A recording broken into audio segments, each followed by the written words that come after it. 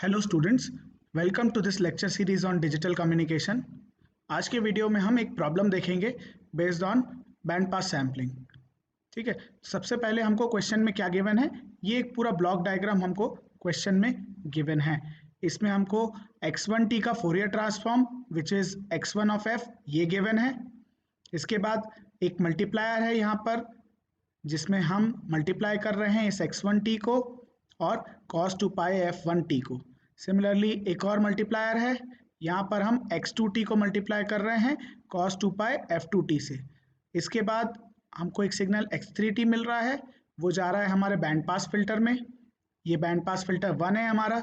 Band pass filter ये जो है, इसकी जो लोअर कट ऑफ फ्रीक्वेंसी है that is 5 kilohertz, higher cut off frequency is 9 kilo hertz.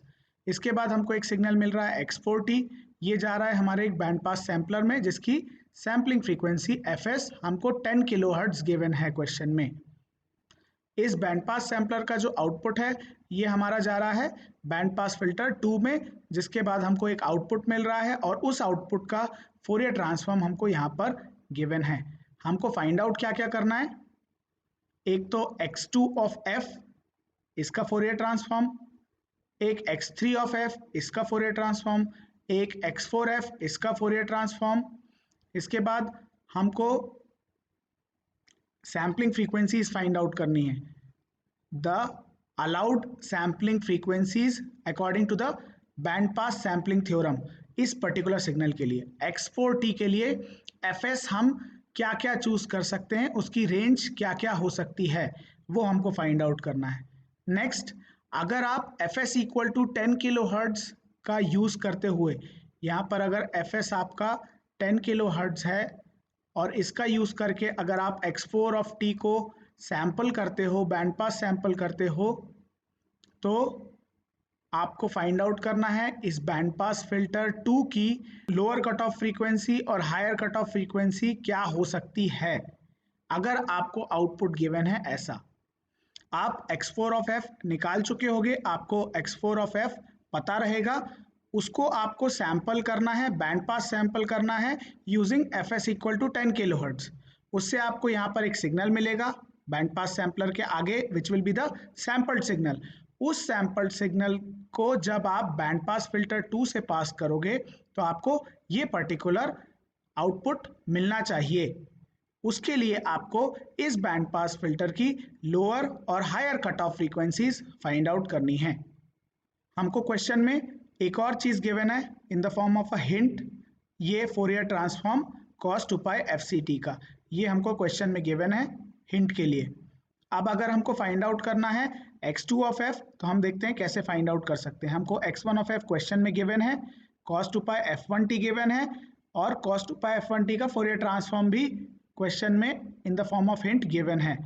तो यहाँ पर पहला जो मल्टीप्लायर है इसको अगर हम देखें तो यहाँ पर x1 ऑफ t मल्टीप्लाई हो रहा है किससे, cos 2 पाई f1t से। ये दोनों टाइम डोमेन में मल्टीप्लाई हो रहे हैं, तो ये चीज़ हमको ऑलरेडी पता है कि अगर दो सिग्नल्स टाइम डोमेन में मल्टीप्लाई होते हैं तो उन दोनों के फ्रीक्वेंसी डोमेन रिप्रेजेंटेशंस कन्वल्यूट होते हैं इन द फ्रीक्वेंसी डोमेन। ठीक है, तो ये इसका फ्रीक्वेंसी डोमेन रिप्रेजेंटेशन है x1t का which is x1 of f, और cos 2 पाई f1t का फ्रीक्वेंसी डोमेन रिप्रेजेंटेशन कुछ इसी तरीके का रहेगा। यहाँ पर केवल fc की जगह f1 आ जाएगा और f1 हमको क्वेश्चन में गिवन है 10 किलो हर्ट्ज। यहाँ पर fc की जगह क्या आ जाएगा, f1 which is 10k। Similarly minus fc की जगह आ जाएगा माइनस 10k। ये हमारा हो जाएगा Fourier transform of cos 2 pi f1t। इन दोनों का कन्वोल्यूशन होगा इन द फ्रीक्वेंसी डोमेन, क्योंकि टाइम डोमेन में x1t और cos 2 पाई f1t का मल्टीप्लिकेशन हो रहा है। तो जब इन दोनों सिग्नल्स को आप कन्वोल्यूट करोगे तो ये जो आपका x1 ऑफ f है ये इन दो पोजीशंस पर, एक fc पर और एक माइनस fc पर सेंटर्ड होकर यहाँ पर आ जाएगा।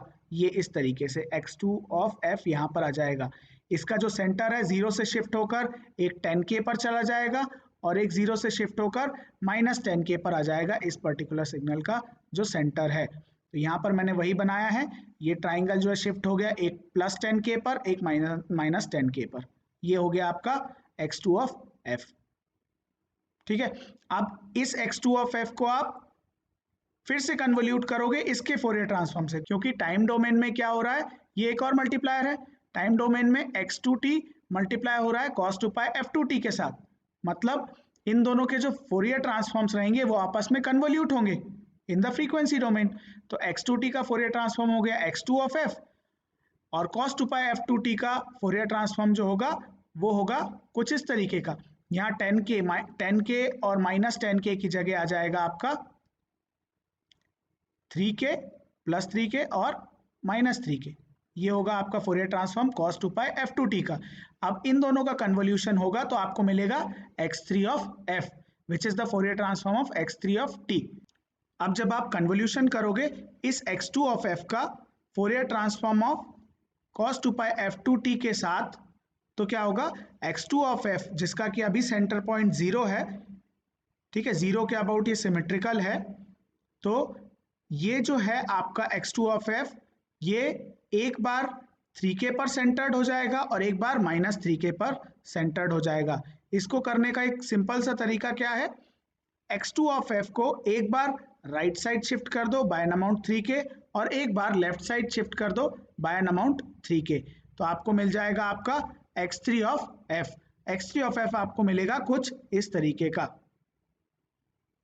ठीक है। जब आप करके देखोगे इसको, एक बार राइट साइड शिफ्ट करो x2 ऑफ f को बाय एन अमाउंट 3k, एक बार लेफ्ट साइड शिफ्ट करो by the same amount 3k, तो आपको x3 ऑफ f कुछ इस तरीके का मिलेगा, ठीक है। ये हमारा हो गया सेकेंड पार्ट। अब हमको निकालना है x4 of f। x4 of f कैसे मिलेगा, x4 ऑफ f मिलेगा जब इस x3 ऑफ f को हम पास करेंगे एक बैंड पास फिल्टर से जिसकी लोअर और हायर कट ऑफ फ्रीक्वेंसीज ये गिवन है 5 और 9 किलोहर्ट्ज। तो अगर हम फ्रीक्वेंसी डोमेन में देखें तो जो फिल्टर है वो कुछ इस तरीके का रहेगा, ये हमारा बैंड पास फिल्टर है, इसकी लोअर और higher cut off frequencies given है हमको 5 और 9, सिमिलरली यहाँ पर भी आएगा -5 और फाइनली यहाँ पर आएगा एक -9। इस तरीके का हमारा फिल्टर दिखाई देगा। अब ये फिल्टर क्या करेगा, इन दोनों पार्ट्स को बस पास करेगा, इन दोनों रेप्लिकास को पास करेगा, बाकी की ये जो दो रेप्लिकास हैं इनको एलिमिनेट कर देगा। तो हमको क्या मिल जाएगा, x4 ऑफ f। हमारा x4 ऑफ f जो है वो कुछ इस तरीके का दिखाई देगा आपको। ये हो गया हमारा थर्ड पार्ट कंप्लीट क्वेश्चन का। जो फोर्थ पार्ट है उसमें हमको फाइंड आउट करना है रेंज ऑफ सैम्पलिंग फ्रीक्वेंसीज, जिन फ्रीक्वेंसीज का यूज करके हम इस पर्टिकुलर सिग्नल को सैंपल कर सकें और without any loss of information इसको रिकवर भी कर सकें। वो range of frequencies, sampling frequencies की जो रेंज है वो हमको फाइंड आउट करनी है for this particular signal x4 of f। तो हमको फॉर्मूला ऑलरेडी पता है सैम्पलिंग फ्रीक्वेंसी का, ये फॉर्मूला लिखा हुआ है यहाँ पर। इसमें हम सबसे पहले k की वैल्यू निकाल लेते हैं। k क्या होता है, लेस देन और equal to fh by b। b हमको पता है यहाँ पर 2 किलोहर्ट्ज है, देखने में ही समझ में आ रहा है। fh 8 किलोहर्ट्ज है, fl 6 किलोहर्ट्ज है, ये सारी चीजें हमको यहाँ से मिल रही हैं x4 ऑफ f से। अब जब आप fh की वैल्यू और b की वैल्यू यहाँ पर सब्स्टिट्यूट करोगे तो फाइनली आपको मिलेगा k लेस देन और इक्वल टू 4, मतलब k की वैल्यू 2, 3 और 4 ये तीन वैल्यूज हो सकती हैं।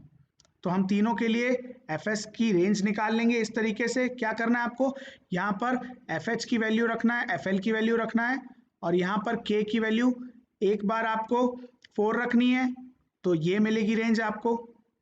सिमिलरली जब k की वैल्यू 3 रखोगे तो ये रेंज मिलेगी सैम्पलिंग फ्रीक्वेंसी की, और जब k की वैल्यू 2 रखोगे यहाँ पर तो आपको जो सैम्पलिंग फ्रीक्वेंसी की रेंज है वो कुछ इस तरीके की मिलेगी। ये हमारा हो गया फोर्थ पार्ट कंप्लीट क्वेश्चन का। अब जो लास्ट पार्ट है उसमें हमको सैम्पलिंग फ्रीक्वेंसी गिवन है 10 किलोहर्ट्ज। तो सबसे पहले तो चेक करो पिछले पार्ट से कि 10 किलोहर्ट्ज सैम्पलिंग फ्रीक्वेंसी हो सकती है क्या, अलाउड है क्या। तो यहाँ पर अगर हम देखें तो 10 किलोहर्ट्ज सैम्पलिंग फ्रीक्वेंसी इस पर्टिकुलर रेंज में आ रही है, मतलब 10 किलोहर्ट्ज की सैम्पलिंग फ्रीक्वेंसी से आप इस पर्टिकुलर सिग्नल को सैंपल कर सकते हो और उसको वापस से रिकवर भी कर सकते हो without any loss of information. ये हमने पिछले पार्ट में निकाला था जो उसी का एक सिग्निफिकेंस देख लिया कि F S equal to 10 kilohertz से हम इस पर्टिकुलर सिग्नल को सैंपल कर सकते हैं और हमको कोई अलियासिंग प्रॉब्लम नहीं आएगी। ठीक है, अब हम देखते हैं अगर हम F S is equal to 10 kilohertz का यूज करके सैम्पलिंग करते हैं इस पर्टिकुलर सिग्नल की, तो हमको क्या मिलेगा, इस टाइप का एक सिग्नल, ये एस ऑफ एफ मैंने बनाया हुआ है, ये सिग्नल हमको मिलेगा। यहाँ पर आपको 16 से स्टार्ट होता हुआ भी एक ट्राइंगल मिलेगा 16 किलोहर्ट्ज से, यहाँ पर भी एक मिलेगा आपको -16 किलोहर्ट्ज से स्टार्ट होता हुआ एक ट्राइंगल। इसकी ज़रूरत हमको पड़ेगी क्योंकि हमको क्या निकालना है फाइनली, इस सिग्नल को जब हम एक बैंड पास फिल्टर से पास कर रहे हैं तो हमको आउटपुट मिलना चाहिए। आउटपुट में क्या मिलना चाहिए, ये वाला पार्ट 12 से 14, ये हमको क्वेश्चन में गिवन है, ये 12 से 14, -12 से -14 और 12 से 14 वाला पार्ट हमको आउटपुट में मिलना चाहिए जब हम इस पर्टिकुलर सैंपल्ड सिग्नल को पास कर रहे हैं एक बैंड पास फिल्टर से। तो हमको निकालना क्या है, उस बैंड पास फिल्टर की लोअर और हायर कट ऑफ फ्रीक्वेंसीज, तो वो यहीं से निकलेंगी। केवल अब हमको ये वाला पार्ट पास करना है, ये 12 से 14 और -12 से -14 वाला, बाकी सब कुछ एलिमिनेट हो जाना चाहिए। तो हमको आउटपुट में यही मिलने लगेगा, 12 से 14 और -12 से -14 वाला पार्ट। तो इस पर्टिकुलर आउटपुट के लिए हमारे बैंड पास फिल्टर 2 की लोअर कट ऑफ फ्रीक्वेंसी और हायर कट ऑफ फ्रीक्वेंसी कैसे निकाल सकते हैं वो हम देखते हैं। हमारा जो बैंड पास फिल्टर है वो कुछ इस तरीके का दिखेगा, ये राइट साइड भी रहेगा और लेफ्ट साइड भी बना देते हैं।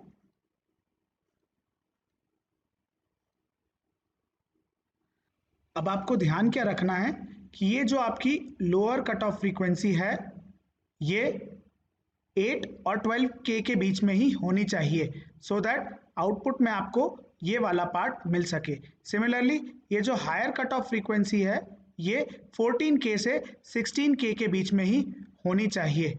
तो यही आपकी रेंज ऑफ फ्रीक्वेंसीज आ जाएंगी। जो FLC2 है, lower cut off frequency for the second band pass filter, ये आएगी आपकी कहाँ से कहाँ तक, 8K से 12K तक। सिमिलरली जो हायर कट ऑफ फ्रीक्वेंसी है आपके बैंड पास फिल्टर 2 की, that will range from 14K to 16K। इनमें से कोई भी वैल्यूज आप ले सकते हो for lower cut off frequency और higher cut off frequency of this band pass filter. तो आपको आउटपुट जो क्वेश्चन में पूछा गया है वही मिलेगा। ठीक है, तो ये हमारा हो गया लास्ट पार्ट क्वेश्चन का। इस तरीके के क्वेश्चंस आपको कॉम्पिटिटिव एग्जाम्स में पूछे जा सकते हैं based on band pass sampling. हो सकता है पांचों पार्ट ना पूछें, कोई भी एक पार्ट पूछ सकते हैं। तो आपको इस तरीके के क्वेश्चंस का एक आइडिया होना चाहिए। इस वीडियो के लिए बस इतना ही। नेक्स्ट वीडियो में हम कुछ और पॉइंट्स देखेंगे बैंड पास सैम्पलिंग से related. Thank you very much.